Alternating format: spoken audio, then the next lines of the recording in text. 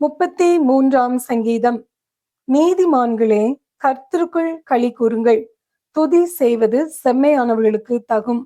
சுரமண்டலத்தினால் கர்த்தரை துதித்து 10 நரம்பு வீணையினாலும் அவரை கீர்த்தனம் பண்ணுங்கள். அவருக்கு புது பாட்டை பாடுங்கள். ஆனந்த சத்தத்தோடே வாத்தியங்களை நேர்த்தியாய் வாசியுங்கள். கர்த்தருடைய வார்த்தை உத்தமமும் அவருடைய செய்கை எல்லாம் சத்தியமுமாயிருக்கிறது. அவர் நீதியிலும் நியாயத்திலும் பிரியப்படுகிறார். பூமி கர்த்தருடைய காரியத்தினால் நிறைந்திருக்கிறது. கர்த்தருடைய வார்த்தையினால் வானங்களும் அவருடைய வாயின் சுவாசத்தினால் அவைகளின் சர்வ சேனையும் உண்டாக்கப்பட்டது. அவர் சமுத்திர ஜலங்களை குவியலாக சேர்த்து ஆழமான ஜலங்களை பொக்கிஷ வைப்பாக வைக்கிறார். பூமி எல்லாம் கர்த்தருக்கு பயப்படுவதாக. உலகத்தில் உள்ள குடிகள் எல்லாம் அவருக்கு அஞ்சி இருப்பதாக. அவர் சொல்ல ஆகும், அவர் கட்டளையிட நிற்கும்.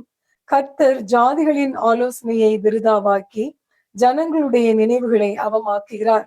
கர்த்தருடைய ஆலோசனை நித்திய காலமாகவும் அவருடைய இருதயத்தின் நினைவுகள் தலைமுறை தலைமுறையாகவும் நிற்கும்.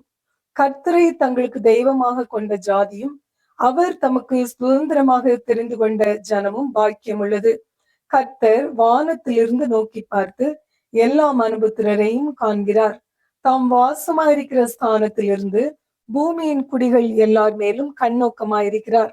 அவர்களுடைய இருதயங்களை எல்லாம் அவர் உருவாக்கி அவர்கள் செய்கைகளை எல்லாம் கவனித்திருக்கிறார். எந்த ராஜாவும் தன் சேனையின் மிகுதியால் ரட்சிக்கப்படான். சௌரியவானும் தன் பலத்தின் மிகுதியால் தப்பான். ரட்சிக்கிறதற்கு குதிரை விருதா, அது தன் மிகுந்த வீரியத்தால் தப்புவியாது.